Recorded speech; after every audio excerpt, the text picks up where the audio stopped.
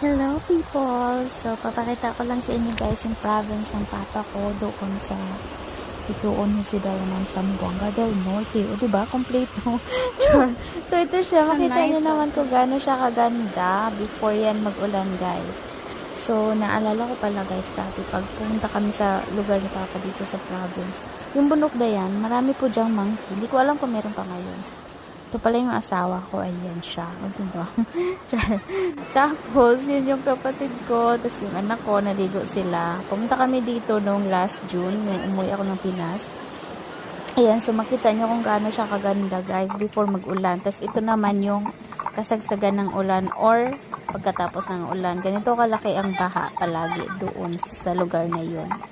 Basta umulan, alam na ng mga tao pag naulan, meron talagang baha na kasunod. Ganyan siya guys, palagi.